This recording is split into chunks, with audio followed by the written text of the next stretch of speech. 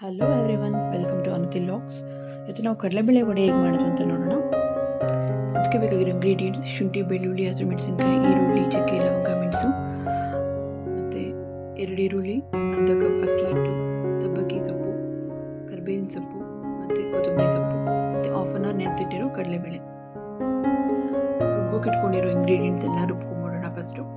So ಅದಕ್ಕೆ ಈರುಳ್ಳಿ, ಚಕ್ಕೆ, ಲವಂಗ, ಮೆಣಸು, ಶುಂಠಿ, ಬೆಳ್ಳುಳ್ಳಿ ಇದನ್ನೆಲ್ಲ ಹಾಕೊಂಬಿಟ್ಟು ಇಂಗ್ರೀಡಿಯೆಂಟ್ಸ್ ಫಸ್ಟ್ ಗ್ರೈಂಡ್ ಮಾಡ್ಕೊಬೇಕು. ಸೊ ಅದಕ್ಕೆ ಕಡಲೆಬೇಳೆನ ಹಾಕೊಂಡು ಗ್ರೈಂಡ್ ಮಾಡ್ಕೊಬೇಕು.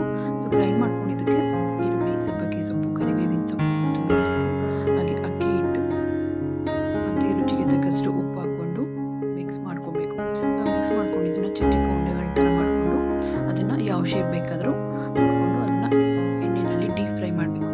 ಸೊ ಫ್ರೈ ಮಾಡಿದ ತಕ್ಷಣವೇ ಸೊ ನಿಮ್ಗೆ ಇನ್ನೊಂದು ಟಿಪ್ ಹೇಳ್ತಿದ್ದೀನಿ.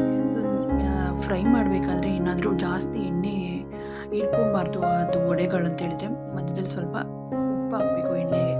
ಸೊ ಎಣ್ಣೆಗೆ ಉಪ್ಪು ಹಾಕ್ಬಿಟ್ಟು ಸ್ವಲ್ಪ ಮಿಕ್ಸ್ ಮಾಡಿ ಫ್ರೈ ಮಾಡಿದರೆ ವಡೆಗಳೆಲ್ಲ ಎಣ್ಣೆ ಹೀರ್ಕೊಳ್ಳೋದಿಲ್ಲ. ಕಡಲೆಬೇಳೆ ವಡೆ ಹೇಗೆ ಮಾಡೋದು ಅಂತ ನೋಡಿದ್ರಲ್ಲ, ಪ್ಲೀಸ್ ಲೈಕ್ ಮಾಡಿ, ಶೇರ್ ಮಾಡಿ, ಸಬ್ಸ್ಕ್ರೈಬ್ ಮಾಡಿ. Thank you.